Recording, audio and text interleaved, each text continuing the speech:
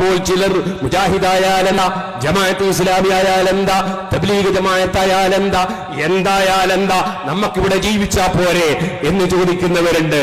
ഞാൻ അവരോട് പറയുന്നു, ഇസ്ലാമിന്റെ വിശ്വാസം പഠിക്കണം. ലാ യസ്തഗ്ഫിറൂന സഅതൻ വലാ യസ്തഖ്ദിമൂൻ.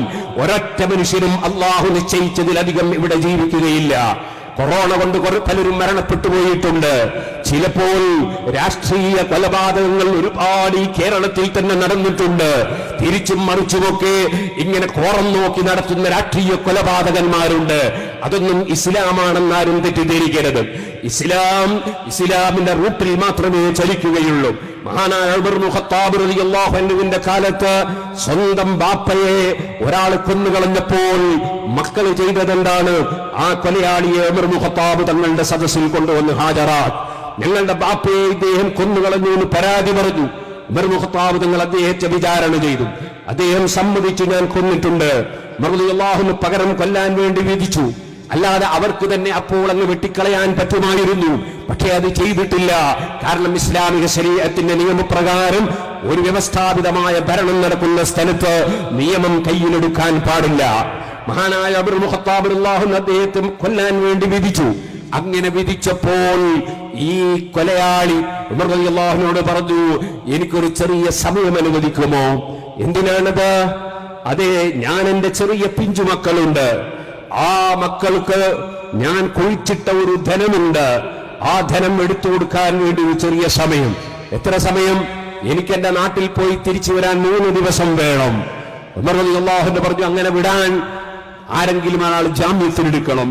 മഹാനായ അബൂദർ ഗിഫാരി റളിയല്ലാഹു അൻഹു അദ്ദേഹത്തിന് ജാമ്യം കൊടുത്തു. അദ്ദേഹം പോയി. 3 ദിവസം കഴിഞ്ഞു. അദ്ദേഹം കോടതിയിൽ ഹാജരാകേണ്ട സമയമായി. ഉമർ ഇബ്നു ഖത്താബിന്റെ കോടതിയിൽ അദ്ദേഹം എത്തിയില്ല. അവസാന നിമിഷം അബൂദർ ഗിഫാരി റളിയല്ലാഹു അൻഹു കോടതിയിൽ കയറ്റാൻ പോകുകയാണ്. അപ്പോഴാണ് അദ്ദേഹം കിതച്ചുകൊണ്ട് ഓടി വരുന്നത്. വന്നപ്പോൾ ഉമർ റളിയല്ലാഹു അൻഹു അദ്ദേഹത്തോട് ചോദിച്ചു, ഇതേ പോക്ക് നിനക്കങ്ങ് പോയാൽ എന്തായിരുന്നു സംഭവിക്കുക? നിനക്ക് കൊലയിൽ നിന്ന് രക്ഷപ്പെടാൻ കഴിയില്ലായിരുന്നു.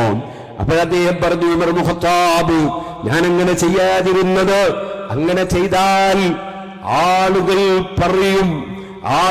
പറയും മുസ്ലിമീങ്ങളെ കൂട്ടത്തിൽ ഇപ്പോൾ വാക്കുപാലിക്കുന്ന ഒരൊറ്റ മനുഷ്യനില്ല എന്ന് പറയും. ഈ സമുദായത്തെ പറയിപ്പിക്കാൻ പറ്റൂല. ഞാൻ കൊല്ലപ്പെട്ടാലും തരക്കേടില്ല, ഞാൻ തെറ്റ് ചെയ്തിട്ടാണല്ലോ. ഉമർ ഇബ്നു ഖത്താബ് റളിയല്ലാഹു അൻഹു അബൂദർ ഗിഫാരി റളിയല്ലാഹു അൻഹുവോട് പറഞ്ഞു, ഓ അബൂദർ ഗിഫാരി, നിങ്ങൾക്ക് ഇയാളെ പരിചയമുണ്ടോ? ഇല്ല. പരിചയമില്ലാത്ത നിങ്ങൾ അദ്ദേഹത്തിന് ജാമ്യം കൊടുത്തിട്ട് അദ്ദേഹം വന്നില്ലെങ്കിൽ നിങ്ങൾ എന്തായിരുന്നു ചെയ്യുക? അബൂദർ ഗിഫാരി റളിയല്ലാഹു അൻഹു പറഞ്ഞു, ഞാൻ ഭയപ്പെട്ടു. ആളുകൾ പറയൂലേ, ഒരാൾ ഒരു ദുർബല നിമിഷത്തിൽ ഒരാളെ കൊന്നുപോയി. ആ കൊന്നുപോയവൻ ചെറിയ പിഞ്ചുമക്കൾക്ക് അദ്ദേഹത്തിന്റെ സ്വത്തെടുത്തു കൊടുക്കാൻ വേണ്ടി ഒന്ന് പോയി വരാൻ സമയം ചോദിച്ചിട്ട് ജാമ്യം ചോദിക്കുമ്പോ ഒരൊറ്റ മനുഷ്യനും ജാമ്യം കൊടുത്ത് സഹായിക്കാനുണ്ടാവില്ല എന്ന് നമ്മുടെ സമുദായത്തെ വിലയിരുത്തൂലേ? അതുകൊണ്ട് ഞാൻ കുടുങ്ങിയാലും തരക്കേടില്ല, ഞാൻ അങ്ങനെ ജാമ്യം കൊടുത്തു. ഇത് രണ്ടും കേട്ടപ്പോൾ ആ ബാപ്പയെ കൊല്ലപ്പെട്ടുപോയ മക്കൾ പറഞ്ഞു, ഉമർ ഇബ്നു ഖത്താബ്, അദ്ദേഹത്തിന് ഞങ്ങൾ മാപ്പ് കൊടുത്തിരിക്കുന്നു, കൊല്ലേണ്ടതില്ല. ഉമർ റളിയല്ലാഹു അൻഹു ചോദിച്ചു, എന്താ കാരണം? ഒന്നുമില്ല.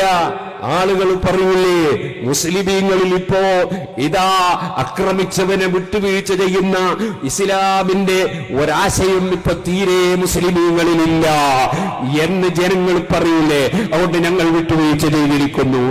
ഓ സഹോദരന്മാരെ, ആ മക്കൾക്ക് അപ്പോൾ തന്നെ പിടിച്ചും കൊന്നുകളഞ്ഞുകൂടായിരുന്നു. പക്ഷേ അത് ഫത്ഹുൽ മുഈൻ അനുവദിക്കൂല, തുഹ്ഫത്തുൽ മുഹ്താജ് അനുവദിക്കൂല, ഇമാമിങ്ങളെ കിതാബുകൾ അനുവദിക്കൂല. SSFന്റെ പ്രവർത്തകർ, SOSന്റെ പ്രവർത്തകർ ഈ കേരള മണ്ണിൽ എത്രയെത്ര ആളുകൾ ഇവിടെ രക്തം ചിന്തപ്പെട്ടു. ഇല്ലേ, നിങ്ങൾക്കറിയില്ലേ, പാലക്കാട് ജില്ലയിൽ 2 പേരെ ഒരേ ദിവസം കൊല്ലപ്പെട്ടിട്ടില്ലേ? അതേ കണ്ണൂർ ജില്ലയിൽ 2 സമയത്തായി 2 ആളുകൾ കൊല്ലപ്പെട്ടിട്ടില്ലേ?